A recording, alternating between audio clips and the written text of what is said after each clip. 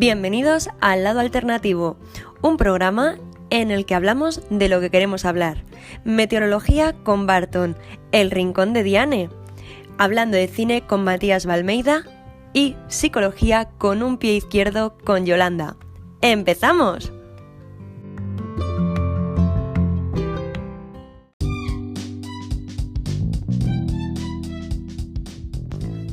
Hola a todos, ¿cómo estáis? Soy Diane Daid, bienvenidos un domingo más a El Lado Alternativo. Sobre todo este domingo tan especial que es el Día de las Madres, así que un beso muy grande a mi madre, a mi abuela y sobre todo también a todas las mamis que nos estáis escuchando. Felicidades, es vuestro día, esperemos que paséis una maravillosa mañana, tarde o noche, depende de cuando nos estéis escuchando y el día de que nos estéis escuchando. Y nada, esperamos pues que lo disfrutéis sobre todo con vuestros peques, aunque ya no sean tan peques, y que lo paséis maravillosamente. Si no, ¿qué tal? ¿Cómo estáis? ¿Qué tal estáis pasando? Ya estamos viendo que poco a poco va siendo el final del confinamiento. Así que simplemente deciros que si empezáis a salir a la calle, tened mucho cuidadito, si es posible llevad máscara puesta, pero ya podéis ir relajándoos que ya la cosa va terminando, pero siempre con precaución, con prudencia, por favor. Muy bien, pues estamos un domingo más con vosotros para haceros compañía y bueno, pues no voy a esperar más, voy a dar directamente paso a nuestro compañero Barton, que ya sabéis que le gusta mucho hablarnos de meteorología, y vamos a ver qué nos cuenta esta semana. No tengo ni idea, porque no he escuchado esta semana las secciones de mis compañeros, entonces tengo mucha curiosidad por saber qué viene contándonos. Pues eso, os dejo con las meteoaventuras de Barton.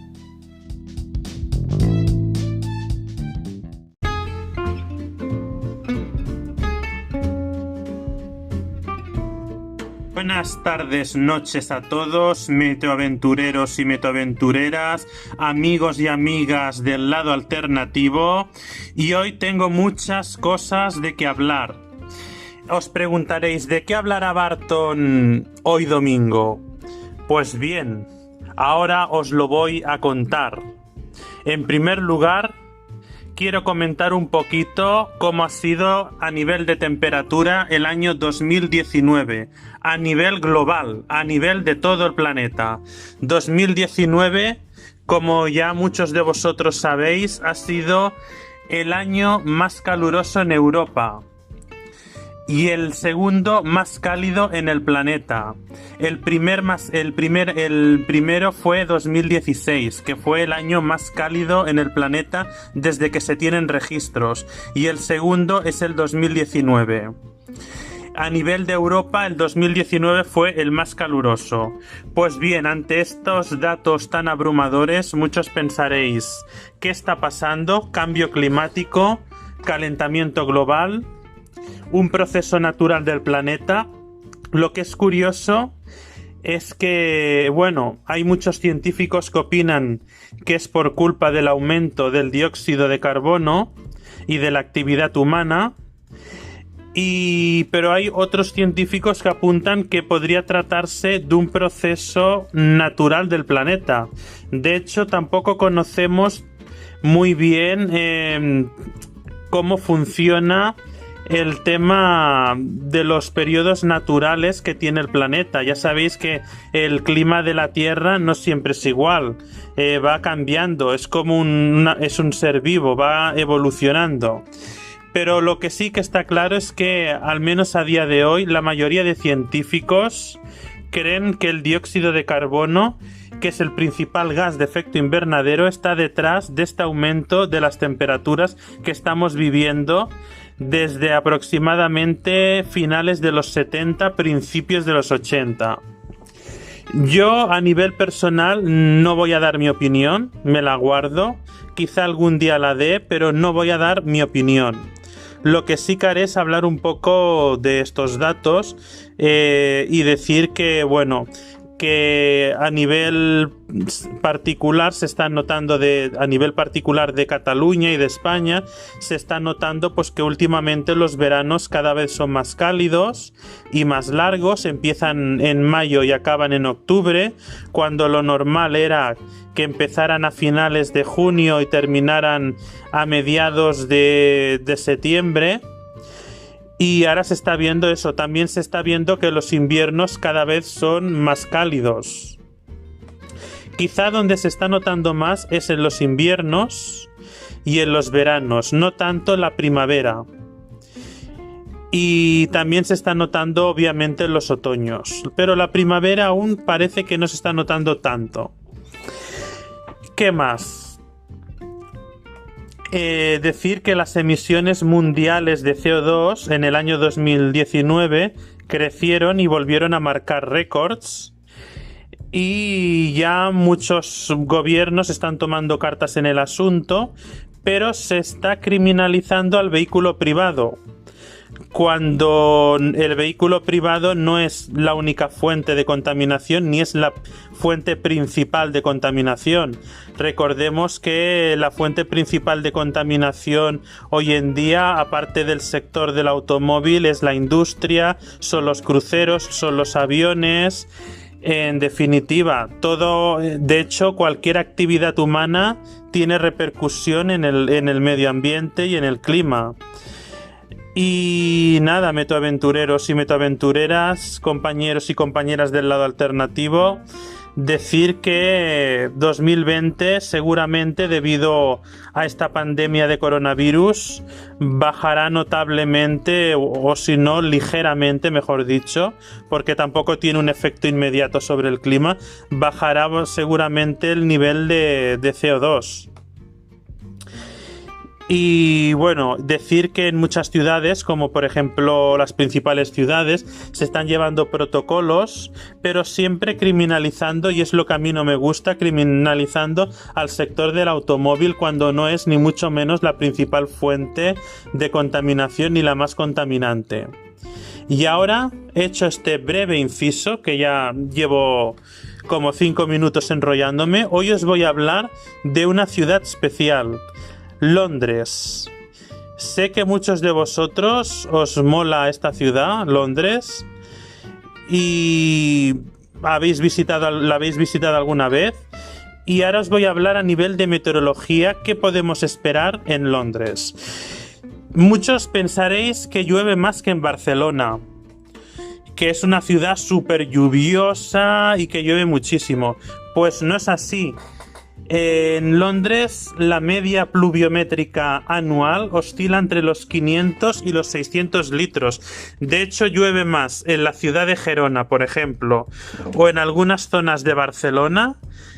Incluso en la misma ciudad de Barcelona, de promedio, llueve más que en Londres. Lo que ocurre es que en Londres llueve más repartido y tiene muchísimos días más de lluvia que en la zona del Mediterráneo, por ejemplo. ¿Qué clima tiene Londres, pensaréis? Pues tiene un clima húmedo y templado. Tiene un clima atlántico. Se caracteriza por una cantidad significativa de lluvia durante todo el año, es decir, no hay mes seco. Ya sabéis que en el Mediterráneo el verano suele ser seco, sobre todo el mes de julio. Pues en Londres no, en Londres llueve de manera repartida durante todo el año y no hay mes seco. ¿Qué más podemos decir? La temperatura media anual de la ciudad de Londres es de 11,1 grados. Es un clima que no es especialmente frío, es un clima más bien atlántico, templado. De hecho, muchos os preguntaréis, y bueno, vamos a hablar un poco, porque claro, querréis entrar en detalle, y muchos os preguntaréis, ¿cuál es el mes más propicio para visitar Londres, en el cual el clima es más favorable? Pues de hecho, si os fijáis, si cogéis por ejemplo una tabla climática, que hay miles en internet, veréis y podréis observar que llueve más o menos de manera homogénea todos los meses. El mes más seco sería febrero, seguido, por ejemplo, de abril. De hecho, en cuanto a lluvia, para visitar Londres es mejor hacerlo en primavera o en verano, que es cuando no llueve tanto y las temperaturas son más altas, sobre todo julio y agosto. Julio y agosto suele tener temperaturas ligeramente por encima de los 20 grados, 23, 24 de máxima y mínimas de 13, 14 grados. Ya veis que no tiene ni punto de comparación el clima veraniego de Londres con el de Barcelona. En Barcelona lo normal es tener mínimas tropicales de 20 y 22 grados y máximas de 30 a 32 grados. Pues en Londres unos 10 grados menos, máximas en verano en torno a los 23, 24 grados y mínimas en torno a los 13, 14. Por lo tanto, si queréis visitar Londres, lo mejor es ir en finales de la primavera o verano. ¿Qué más? ¿Qué más podemos decir de Londres? Londres también, aparte de tener una precipitación homogénea durante todo el año, también tiene un fenómeno curioso que es la niebla. La niebla se suele dar también en otoño y en invierno y suele tener días de niebla. Y eso es importante saberlo. En cuanto a las temperaturas, ¿qué podemos esperar? Bueno, los inviernos son mucho más fríos que en el Mediterráneo, pero no a un extremo, por ejemplo, como el de la ciudad de Berlín o como otros países que tienen inviernos más rigurosos. Londres, pese a todo, como tiene tantísima humedad, la sensación de frío es mucho más acusada, pero no tiene un clima excepcionalmente frío ni mucho menos. Sería un clima templado.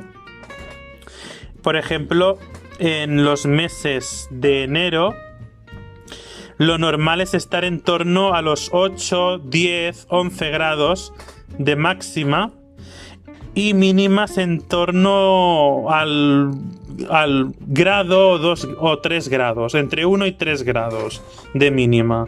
Por lo tanto, como podéis observar, no tiene nada que ver con el clima, por ejemplo, que encontraríamos en Berlín o el clima que encontraríamos en Noruega, Suecia, Finlandia, Rusia, etcétera. Y ya está, ya os he dado 4 datos del clima de Londres para que lo tengáis en cuenta. Y nada, como sé que Londres era una de las ciudades muy visitada, sobre todo por gente joven, pues ya os he dado algunos datos para que tengáis en cuenta. Y nada, meteoaventureros y meteoaventureras, oyentes del lado alternativo, aquí lo dejo, pero como siempre os digo, me podéis seguir en mi canal de YouTube Las Meteoaventuras de Barton y también me podéis seguir en Facebook como Las Meteoaventuras de Barton o en Instagram como Toniga85. Ahí podréis descubrir mis últimos vídeos muy divertidos que estoy haciendo sobre la cuarentena y el confinamiento, y espero y deseo que pase este virus pronto y todos podamos volver a la normalidad. Y aquí lo dejo. Saludos a todos y a todas.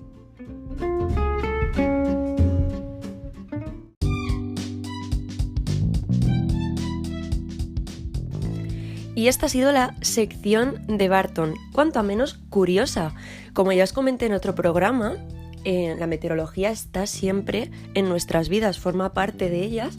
Y sí, es verdad, pues a lo mejor decimos, bueno, pues ¿qué tiempo hace hoy? Pues no sé qué, pues hoy llueve, pues hace sol, pero nunca pensamos tan profundamente sobre este tema, pero con Barton siempre aprendemos cositas nuevas y la verdad, a mí me gusta. Si queréis seguirle en sus redes sociales, podéis encontrarle en YouTube con su canal que se llama Las Meteoaventuras de Barton, que es muy interesante, nos hace unos vídeos muy chulos y además de vez en cuando nos deja recetitas. Si no habéis visto el último, tenéis que ir a verlo. Y también podéis encontrarle en Instagram como Toniga85. Pues muchísimas gracias, Barton, por tu aportación. Y ahora vamos a dar paso a la sección de servidora. A ver qué os cuento hoy. Nos vemos enseguida, o más bien nos escuchamos.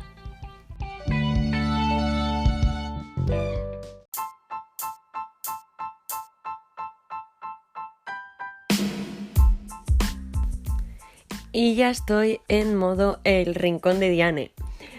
Hoy vengo a hablaros un poquito de una práctica que me ha ayudado bastante en este confinamiento, que no hacía yo para nada absolutamente, que de hecho siempre me ha hecho un poco de gracia, ¿no? No sé, me he tomado un poco como escépticamente y que pues ni fu ni fa. Pero bueno, desde que estamos en confinamiento, me imagino que como muchos de vosotros, de vez en cuando he tenido alguna que otra crisis de ansiedad y también me he metido a hacer deporte y entonces esta disciplina me ha llamado bastante la atención y la verdad es que me ha sorprendido completamente, me ha gustado mucho, aunque yo soy un poco torpe para algunas cosas, pero quería hablaros, y ya no me extiendo más con el misterio y con la intriga, del yoga. ¿Qué es el yoga? ¿Qué beneficios tiene? ¿Sus orígenes? Pues hoy vamos a hablar del yoga en el rincón de Diane. Para empezar, quiero hablaros de los beneficios del yoga, que los he cogido de una página de Instagram que se llama Aprender Psicología.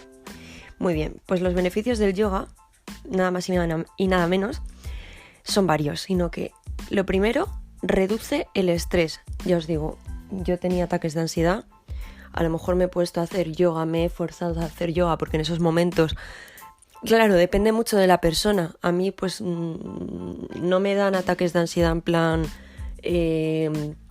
súper exteriorizados, sino que son un poco más internos y puedo controlarlos bastante. Entonces pues bueno, me puedo forzar un poco a hacer algo y sí que he notado que al ratito me siento mucho mejor. A lo mejor el primer ataque de ansiedad que tuve el primer día me duró, no os exagero, 2 horas.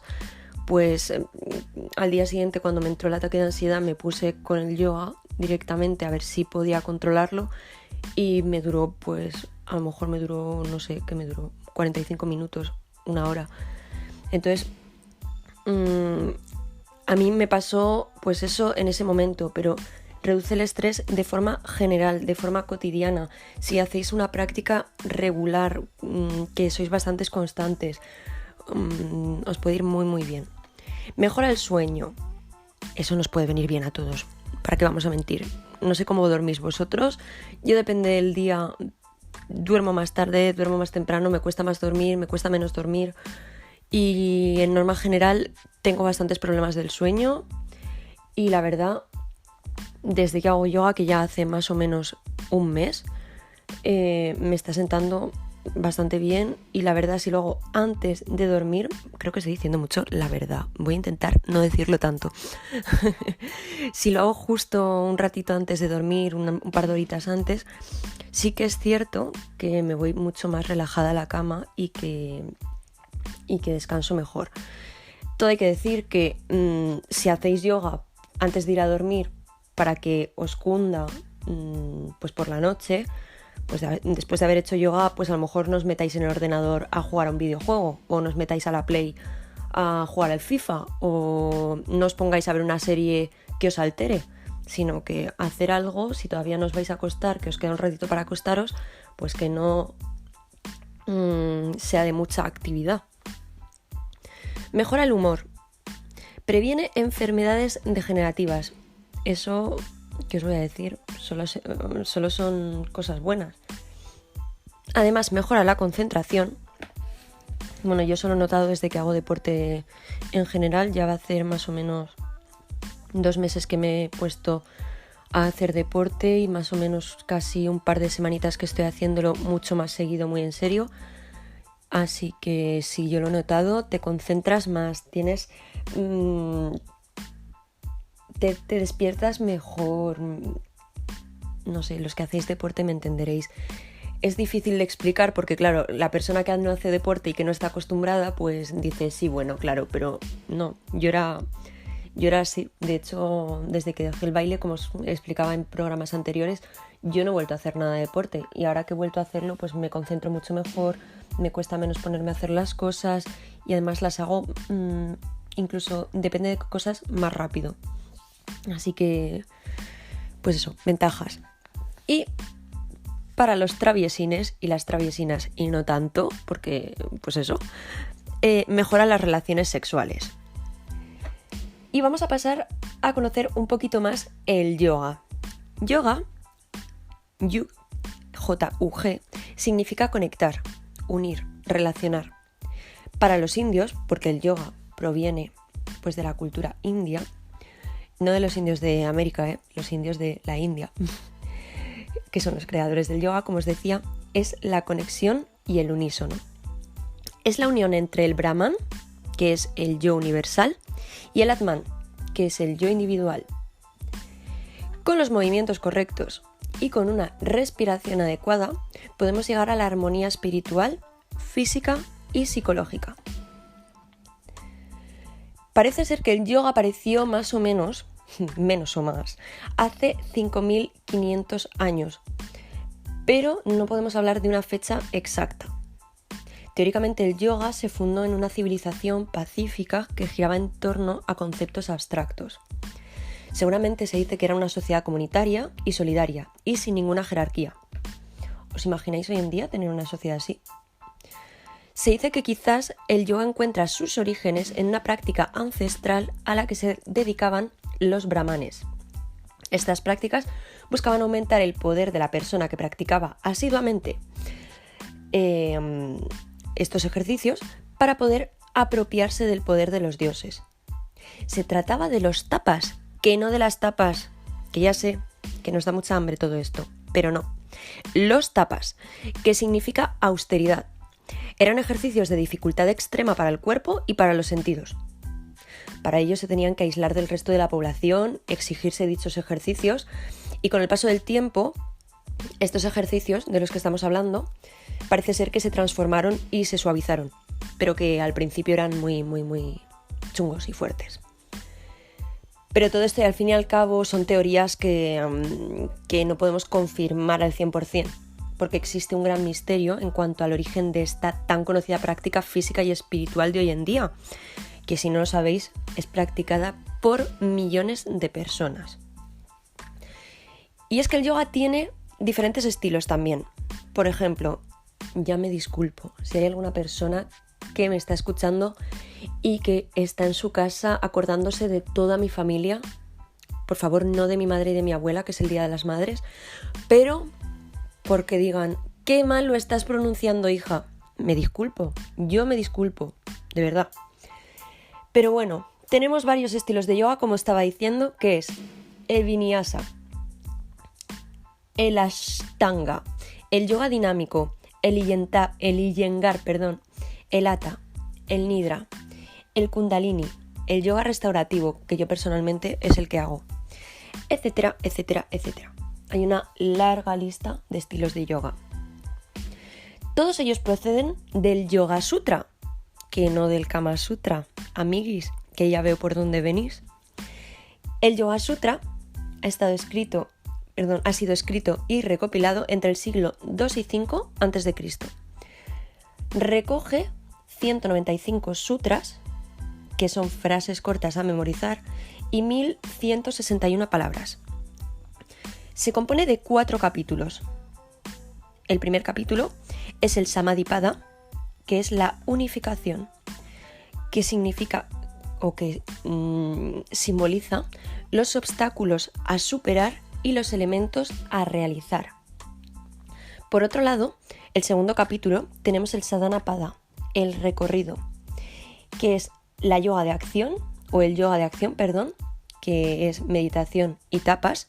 Acordaros, tapas son los ejercicios y no la comida. Y el yoga de las 8 partes con diferentes principios. Luego en el tercer capítulo tenemos el Vibhuti Pada, que son los poderes. Simboliza alcanzar un estado superior de conciencia, o al menos es lo que se busca. Y para terminar tenemos el cuarto capítulo, que es el Kaivalya Pada y simboliza la liberación, la libertad y la unidad del ser con su cuerpo y el universo que lo rodea. Es decir, el último objetivo del yoga. Bueno, hasta aquí los datos que iba a compartir con vosotros del yoga. Si os he dado curiosidad y decís, vaya, el yoga, me pica un poco el gusanillo, tenéis varias aplicaciones las cuales podéis visitar para poder pues aprender un poquito. Yo, por ejemplo, me he descargado el Down Dog para principiantes, que durante 3 días te inicia un poco en el yoga. Empiezas con la práctica del yoga, puedes escoger diversos estilos, puedes elegir el tiempo. Bueno, no, en esta te ponen primer día creo que son 11 minutos, segundo día 13 si no me equivoco, y tercer día, que 18 minutos. Entonces, tienes un vídeo, si quieres seguirlo, y si no te guían con explicaciones, te explican cómo tienes que hacer la práctica del yoga. Además puedes cambiar el tipo de música, puedes cambiar el tipo de voz, puedes cambiar el idioma. Está muy muy bien. Yo lo seguí durante 3 días y ahora tengo la aplicación Down Dog sola, que además está muy bien porque, bueno, ya sabéis, hoy en día la mayoría de aplicaciones son de pago, pero esta, gracias, entre comillas, por el coronavirus, como tenemos que estar en casa, hasta el 1 de junio la han dejado de forma gratuita. Entonces, pues no dudéis en descargarosla y utilizarla, porque en esta variante, que de hecho esta aplicación me la recomendó mi amiga Lourdes, que le envío un beso muy muy grande a Lourditas. Con esta aplicación podéis decir cuánto tiempo queréis hacer la práctica, qué música, qué tipo de yoga, si queréis guardarla para luego volver a repetirla otro día. Si no queréis repetirla podéis cambiar el tiempo, cambiar la voz, con explicaciones más largas si sois nuevos como yo, con explicaciones más cortas si ya sois expertos, nivel de dificultad. Está súper completa y os la recomiendo muy mucho. Luego, si no queréis descargaros ninguna aplicación porque no os apetece y porque pasáis de estar con el móvil, que lo veo muy bien también, porque estamos todo el día pegados a las pantallas, pues os recomiendo entonces vídeos de YouTube que podéis conectar a la tele o que podéis dejar en el ordenador, o bueno, incluso en el móvil, pero en el móvil lo veo un poco más complicado de todas formas. ¿Qué es lo que me hacía yo? Yo me lo conectaba el ordenador a la tele para verlo en grande, y tenéis los vídeos que yo os recomiendo de Xuan Lang. Esta chica es una profesora de yoga, tiene un libro, etcétera, pero bueno, como todos los youtubers de hoy en día, ¿no? Y la verdad es que te explica súper bien también, tiene una voz muy pacífica, no hay mucha música de fondo, o si no el sonido es muy relajante, y lo que me suele gustar es que sus clases de yoga suelen terminar con una meditación, y a mí es que eso es lo que me deja grogui total, relajada y vamos, maravilloso total. Y bueno, seguramente hay muchos más youtubers, ¿no? Pero a mí me gusta ella. Entonces, por aquí yo lo estoy haciendo así, no sé. Contadme vosotros, ¿hacéis yoga? ¿Habéis intentado hacer yoga algún día? ¿Os habéis equivocado y habéis pensado que el yoga era el tai chi y viceversa? Porque a mí sí. Yo cuando era pequeña yo creo que pensaba que el yoga era el tai chi y viceversa. Sí. En cualquier caso, espero que os haya gustado mi sección de hoy. Si habéis practicado ya el yoga, si lo practicáis de una forma constante, si no habéis practicado nunca pero os apetecería probarlo, os invito a que nos lo digáis en nuestro Instagram, que nos enviéis un mensajito, o en nuestro grupo de Telegram, así compartimos diferentes opiniones. Y bueno, nada más, chicos, muchas gracias por haberme escuchado. Me voy a volver a poner en modo presentadora y ahora seguimos. Un beso muy grande a todas las mamis, sobre todo a mi mami, a mi abuela, a mi tía, por supuesto, y a mis tías y a mis primas madres. Y continuamos con el programa.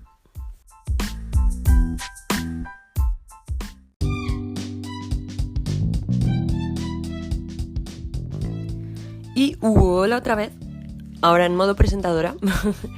Si os ha gustado, si queréis seguirme en redes sociales, ya lo sabéis, podéis encontrarme en mi Instagram como Diane Daiz, la segunda I con Y. También podéis encontrarme en mi página de Facebook, Diane Daiz Blog. Y podéis encontrarme en mi blog, que esta es la segunda semana que subo post, que he subido 2 posts de recetitas en dianedaiz.com. Y ya no voy a hacer más spam de mis redes sociales porque vamos a dar paso a Matías Valmeida, nuestro cinéfilo. A ver qué nos cuenta hoy, porque creo que hoy nos va a hablar de una película bastante conocida, muy interesante y que ha marcado a muchas personas y que tiene mucho trasfondo. Entonces, ¿para qué esperar? A ver qué nos cuenta Matías Valmeida.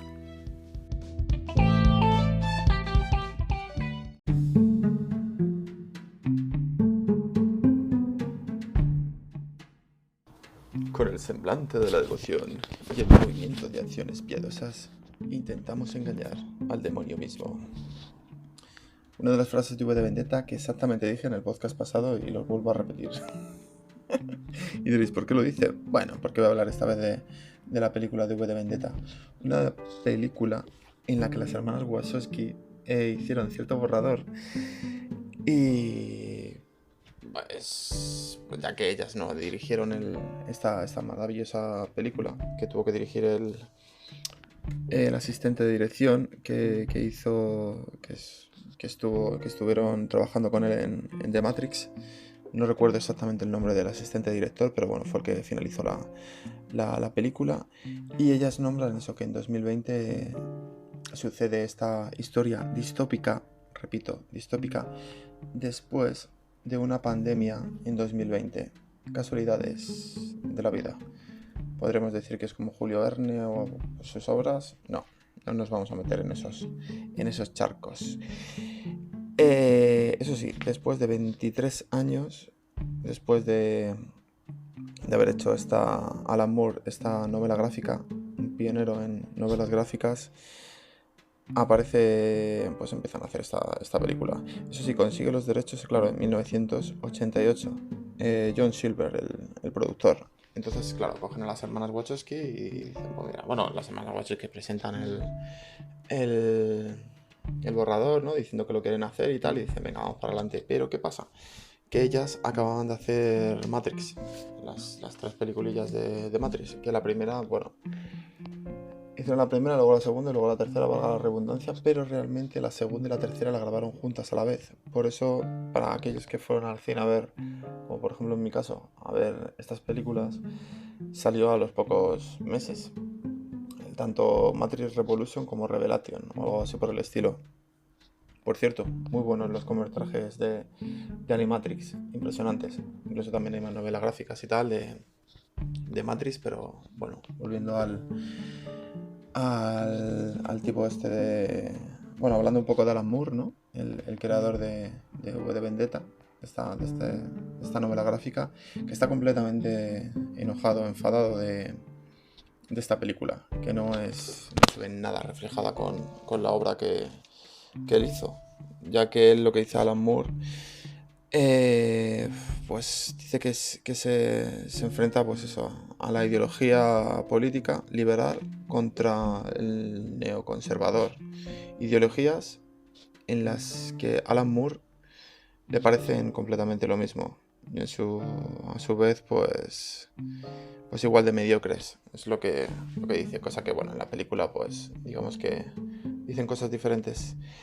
Anonymous adoptó lo que es la máscara esta, ¿no? Que Anonymous es el grupo centralizado de hackers, ¿no? Estos que han dirigido ataques a Israel, a Estados Unidos, a Mastercard, a Sony, a PayPal y bueno, ahí pues es algo como que le hace un poco gracia a Alan Moore.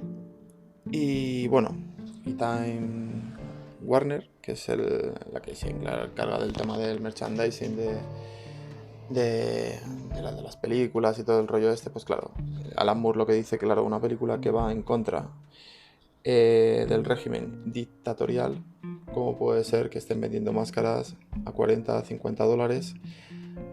Una cosa que va en contra del régimen dictatorial. Bueno, ¿cuánta gente no habrá sentido ser un gran rebelde con una máscara de 40 pavos, no? Tiene que haber de todo en esta vida. Alan Moore es, ¿no? Por así decir. No me meto en el charco, simplemente hablo de lo que ha estado diciendo el creador de esta novela gráfica creada en 1988.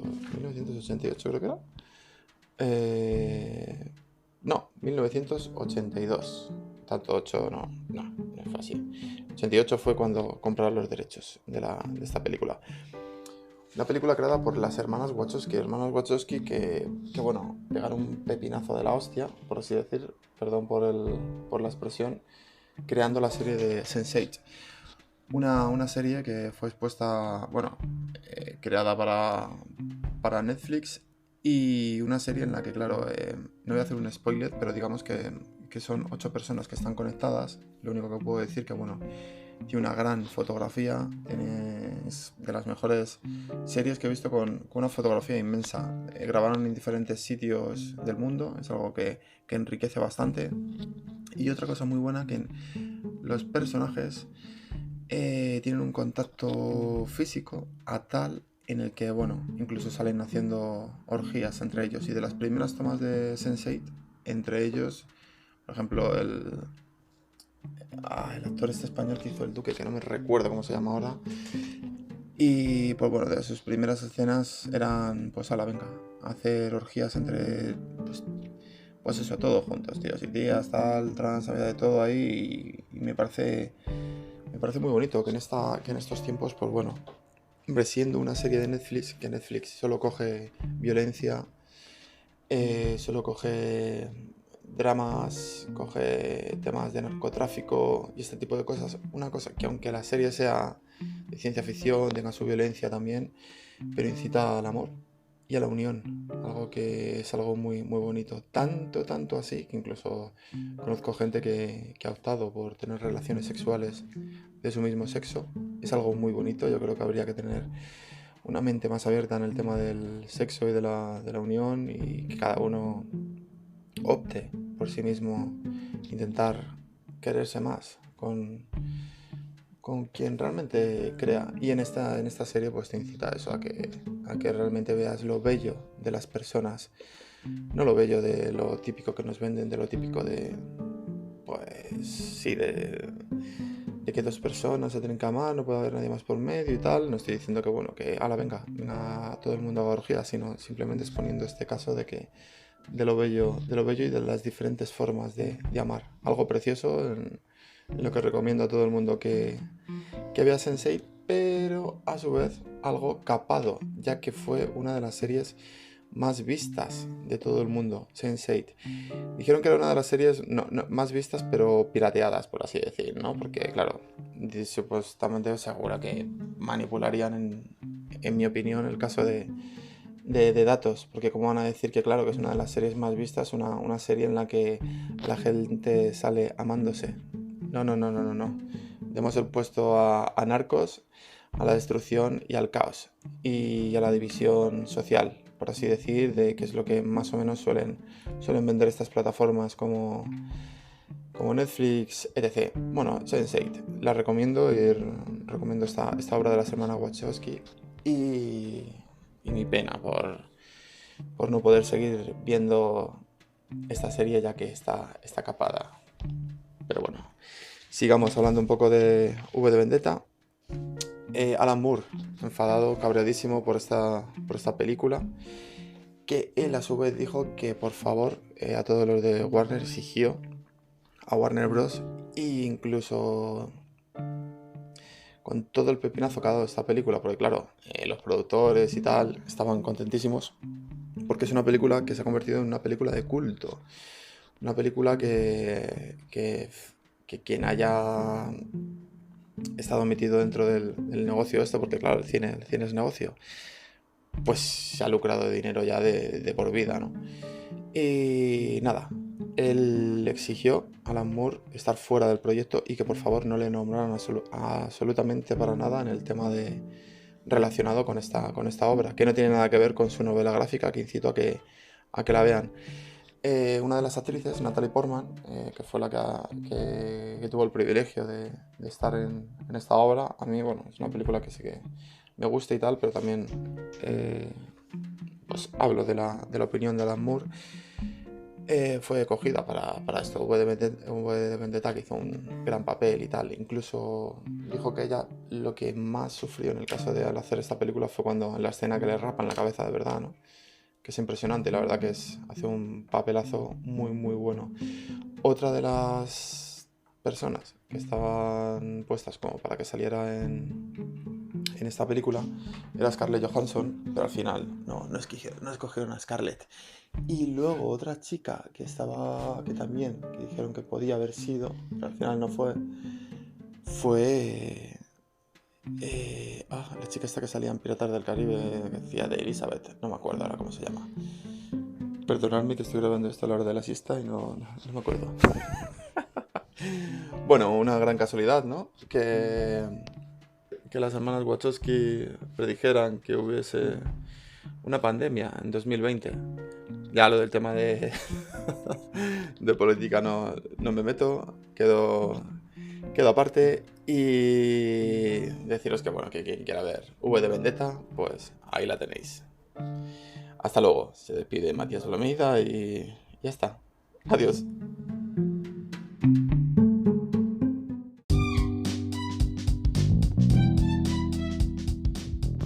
Este ha sido nuestro gran Matías Valmeida, que nos ha hablado un poquitín de, como ya habéis visto, V de Vendetta. Los que no hayáis visto la película no sé a qué estáis esperando. Yo quizás me la vuelva a poner dentro de poco. Me han entrado ganas. Pues si queréis seguirle en sus redes sociales, podéis seguirle en su Instagram, Matías_Valmeida. También podéis buscarle en YouTube, de la misma forma, Matías Valmeida. Y finalmente, si queréis, la semana pasada compartimos en nuestro Instagram su talento en los stories. Podéis seguirle en su Instagram, en el que sube unas super ilustraciones, que se llama Valmeida_art. Y ahora vamos a dar paso a nuestra magnífica psicóloga. Hoy habla de un tema que creo que os va a ser de gran utilidad a todos. No lo he escuchado. No he escuchado su sección porque, como os decía al principio, no he querido escuchar gran cosa, pero sí que he hecho un poquito trampas y he visto de qué va. Así que os dejo con ella, que nos explique todo bien, que nos deje como siempre anonadados y que nos pongamos las pilas. Damos paso a Con un pie izquierdo, con Yolanda.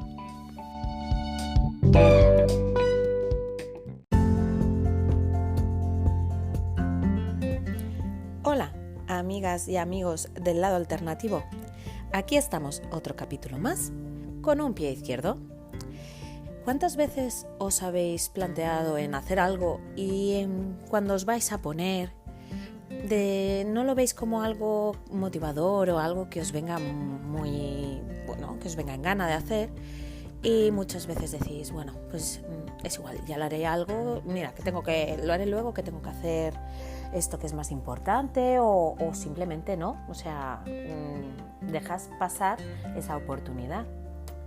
Pues bien, esto se le llama procrastinar. Y diréis, vaya palabra. Pues sí, tiene su definición, que es simplemente dejar algo para después, así de claro, pero suena bastante palabra. Por eso digo que siempre, en algún momento u otro, más de una tarea de las que no nos apetecía hacer, o la hemos sustituido por otra actividad sin importancia, o la hemos dejado pasar. Y pese a ello, procrastinar, que me trabo la lengua y todo, o aplazar acciones comienza a ser algo que a los psicólogos pues nos empieza a interesar bastante, y se están realizando bastantes estudios. Porque claro, está como un concepto que tiene múltiples causas y diferentes manifestaciones, y entonces pues es lo que muchas veces lo que nos interesa también saber es qué es lo que lo provoca y, bueno, dejar de hacerlo, básicamente. Por lo que os estaba comentando, podemos entender que este es un término que procedemos a exponer así como los motivos y lo que sucede y las consecuencias que acarrea la procrastinación. Y diferenciamos también un poco los tipos que hay, ¿no? La palabra, el origen etimológico viene del latín, ¿vale? Dividimos el pro, por un lado, que quiere decir hacia adelante o es adelante, y crastinus, que quiere decir o hace referencia a lo que es al futuro. Por lo tanto, es la acción de posponer o aplazar actividades o situaciones, por otras que resulten más agradables, aunque sean irrelevantes. Mediante este acto, pues se produce lo que decimos, una evasión de la responsabilidad. Como es algo que no nos llama la atención, pues bueno, ¿sabes? O sea, lo dejamos ahí y no asumimos que tenemos un compromiso con esa acción. Por lo que nos sirven otras cosas como creemos que son importantes, pues las dejamos nos hacen como refugio, como excusa para no hacerlo. Existen dos diferentes niveles. Uno que es el eventual, que hace referencia a que las personas que no suelen postergar habitualmente, sino lo hacen de una manera concreta. O la de crónico, que es aquellas que lo hacen de forma constante y en muchas situaciones y en diversas circunstancias. ¿Por qué se suele hacer? Bueno, pues entre las causas o factores que explican la procrastinación se han identificado varias. Una es la dificultad ante la autorregulación y la gestión adecuada del tiempo. Tenemos ¿cómo lo explicaría? O sea, muchas veces viene dado porque la incapacidad para demorar la gratificación, es decir, si no tenemos una satisfacción inmediata y como solemos tener una baja tolerancia a la frustración, nos hace tener tendencia así a nivel de organización temporal, tenemos tender a posponer. Luego, que también deriva esto, pues el miedo al fracaso o la autoexigencia y el perfeccionismo. Mediante, si no tenemos garantías de éxito o hay la mínima posibilidad de fallar y nuestra conciencia no nos permite cometer el mínimo error, pues las personas de manera inconsciente pueden intentar evitar ese momento y de esta manera protegen su autoestima.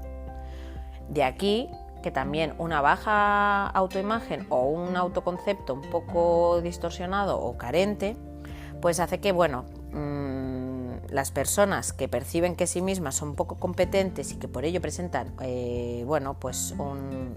básicamente es que creemos de una forma irracional que no somos capaces de hacerlo y entonces, la autoestima la tenemos baja y esto hace que no nos enfrentemos a estas circunstancias.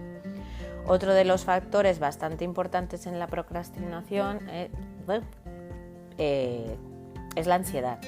La saturación, la acumulación de trabajo puede aumentar esa sensación que nos hace sentirnos vulnerables y el desarrollo de esos pensamientos catastrofistas que hace que que las personas presentemos dificultades ante la toma de decisiones y nos mostremos inseguros y a veces nos quedemos inmóviles ante la situación y no tomemos la decisión de actuar.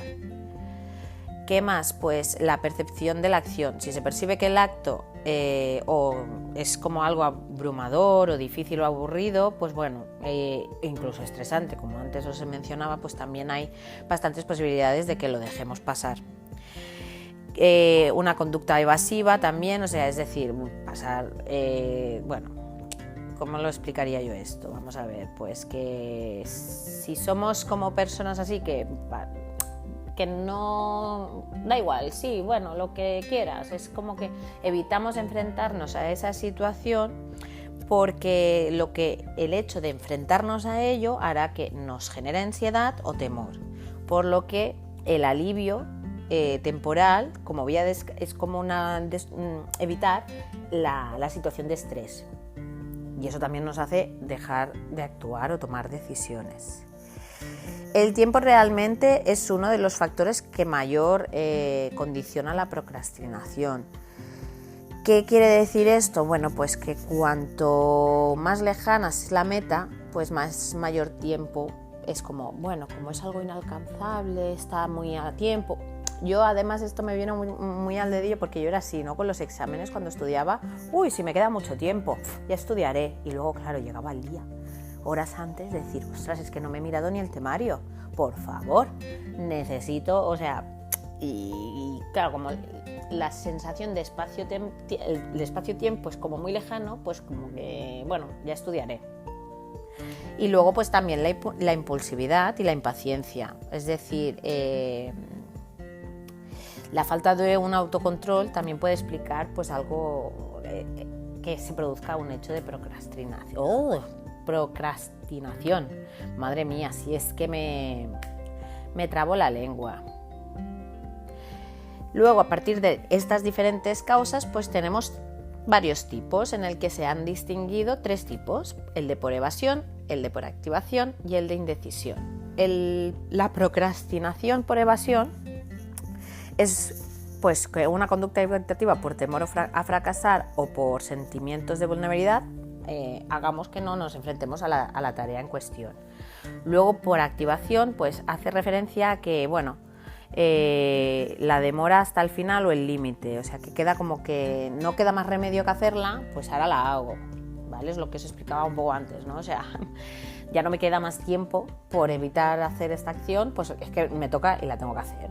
Y luego por indecisión, cuando una persona se dedica mucho tiempo a pensar en cómo realizar o se plantea diferentes opciones, acaba rumiando y bueno, actúa de una manera pues un poco, digamos, neurótica.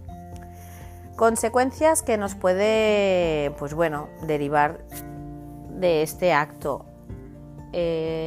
Pues bueno, esta actitud evasiva pues puede derivar a que en el desarrollo generemos dependencia a otras actividades o a otros elementos externos, como sea la televisión o el móvil, y en algunos casos generando ciertas adicciones. Esta tendencia está presente sobre todo en los grupos, no solo en los jóvenes, pero sí que, bueno, haciendo referencia un poco a lo que os hablaba, ¿no? El tema de los estudios, que bueno, las fechas, cuando tienes una fecha de examen muy larga y tal, pues bueno, a este tipo de acción se le ha llamado como el síndrome del estudiante, que hace referencia pues eso, al fenómeno en que las personas, los estudiantes, postergan pues todas las tareas hasta la fecha límite de entrega. Y bueno, aquí se ha derivado también que no es solo el tema de los estudios, sino también pues en el trabajo, ¿no? Cuando tienes que presentar un proyecto o cualquier otra cosa.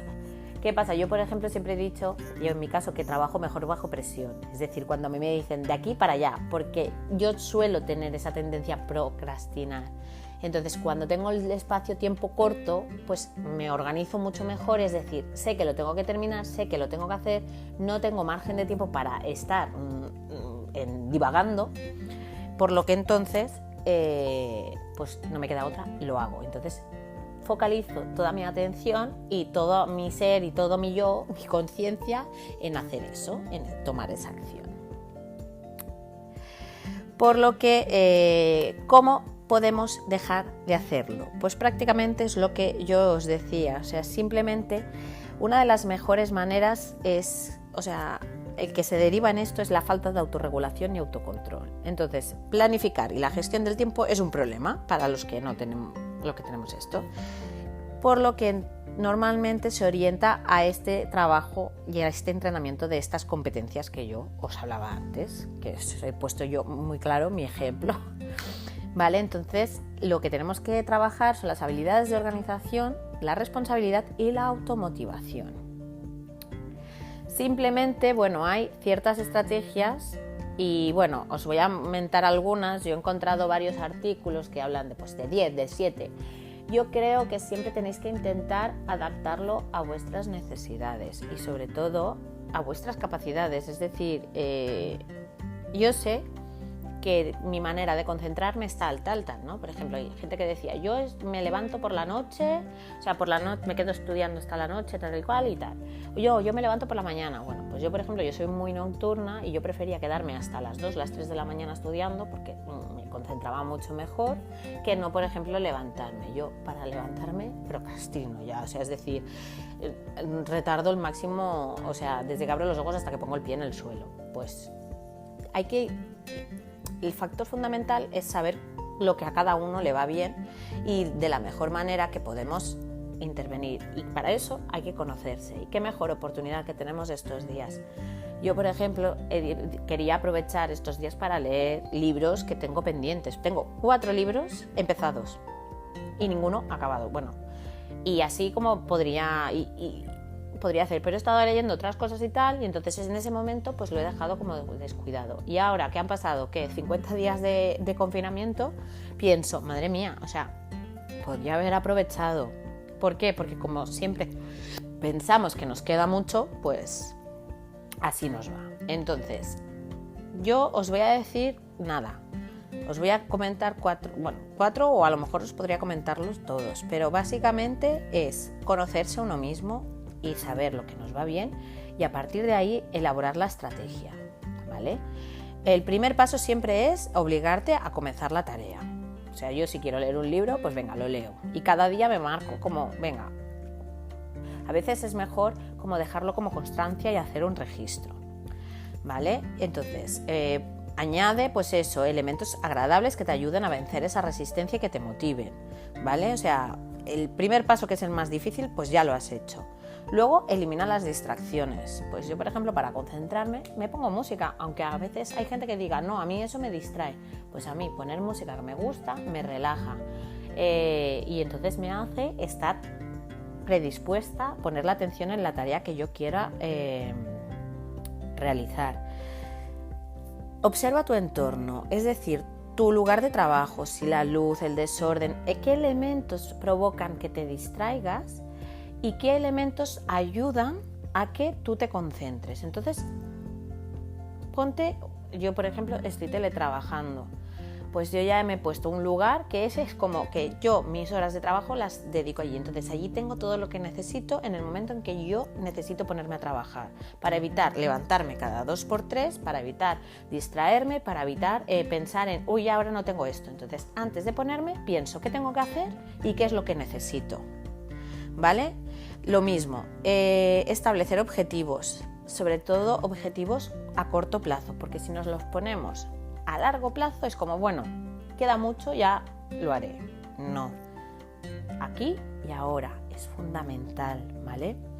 Simplificar tareas, es decir, poco a poco, ahora esto, venga, pues ya lo tengo, fuera, siguiente, next, me olvido de lo que ya he hecho y ahora sigo hacia adelante, ¿vale? Y esto ayuda porque además es muy motivador y además también nos ayuda a seguir poniendo el foco en la acción que queremos desarrollar.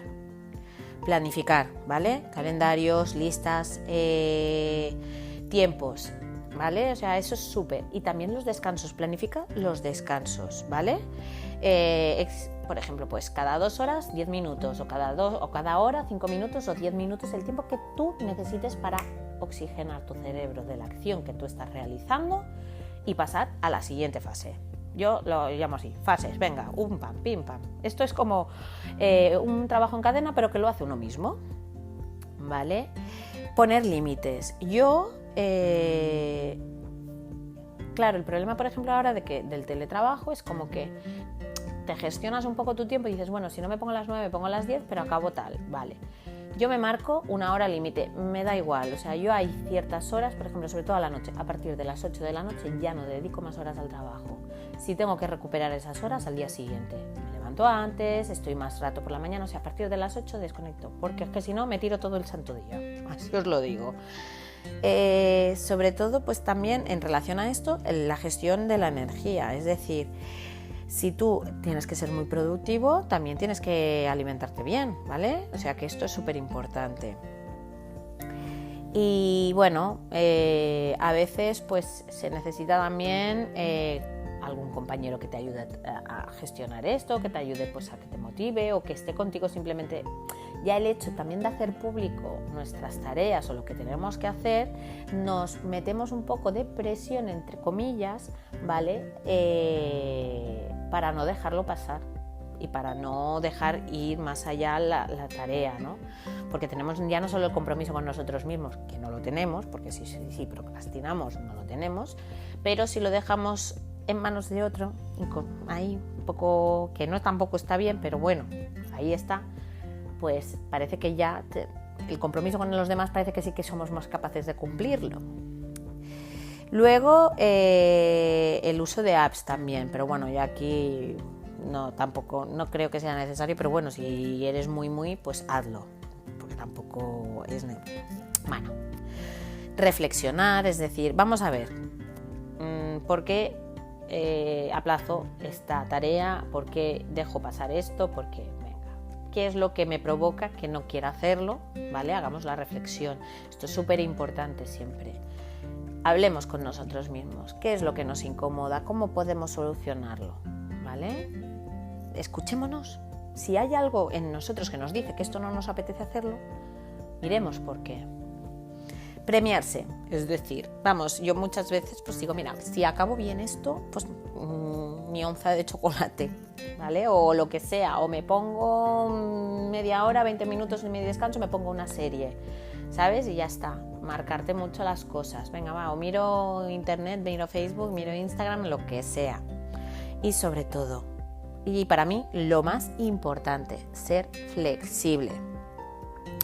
Sobre todo, nos tenemos que querer mucho, no tenemos que ser tan, bueno, pues si no lo he hecho, no he logrado el objetivo, no pasa nada, al día siguiente lo reestructuro, ¿vale? Y no lo dejo pasar o no eludo mi responsabilidad, pero tampoco, si no cumplimos con los objetivos que nos hemos marcado, no seamos tan críticos ni dañinos con nosotros mismos, ¿vale? Así que lo importante es tratarnos con mucho cariño como si lo hiciéramos con otra persona, porque lo que os decía, ¿no? Cuando hacemos público algo, o sea, sabemos que a los demás no los tratamos tan mal, pues no nos tratemos mal a nosotros, porque al fin y al cabo somos quienes convivimos, nosotros mismos.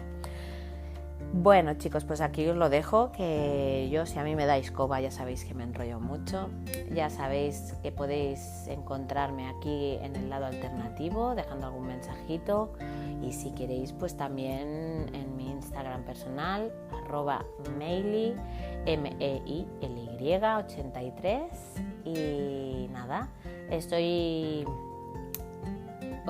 todo oídos para vuestras sugerencias si queréis que tratemos algún tema en concreto. A mí me gustaría mucho algún día pues tener más interacción con vosotros, y si queréis pues podéis dejarnos pues esos mensajitos o consultitas, así algo más concreto. Yo me pongo manos a ello. Y nada, chicos, espero que estéis disfrutando ahora de estos paseos que nos permiten hacer, que seamos sobre todo responsables, y que mi mensaje es sobre todo para aquellas personas que durante estos días se han estado jugando pues bueno, su salud, también han sacrificado mucho. No perdamos por una impulsividad, no perdamos todo lo que hemos conseguido hasta ahora, porque también se lo debemos a ellos, y no solo con aplausos a las 8 de la noche, sino también con nuestras acciones. Así que os pido que seamos responsables. Pues nada, hasta el próximo capítulo, y espero que os haya gustado este. Saludos y abrazos virtuales.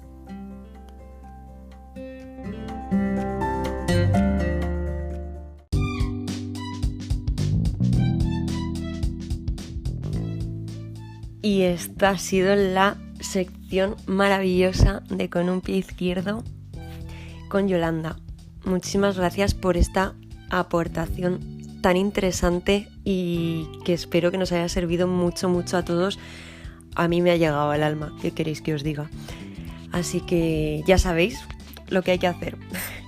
Si queréis seguir en redes sociales a Yolanda, tenéis que seguirla en meili83, la segunda I también con Y, y podéis seguirla también en Con un pie izquierdo, Instagram. Y si queréis también podéis buscar su blog Con un pie izquierdo. Y bueno, amigos, esto ha sido todo. Espero que os haya gustado mucho nuestro programa de hoy. Todavía, una vez más, todas las madres, un beso y un abrazo muy grande, que terminéis de pasar un maravilloso día si nos estáis escuchando domingo por la tarde, y si no, cuando nos estéis escuchando, que tengáis un muy buen día de todas formas. Os digo hasta dentro de 15 días otra vez en El Lado Alternativo. Gracias por estar ahí, gracias por escucharnos, seguirnos en nuestro Instagram, El Lado Alternativo, y si queréis seguirnos en el grupo de Telegram para poder comentar cositas, ir pasándoos informaciones, etcétera. Un beso muy grande y hasta pronto.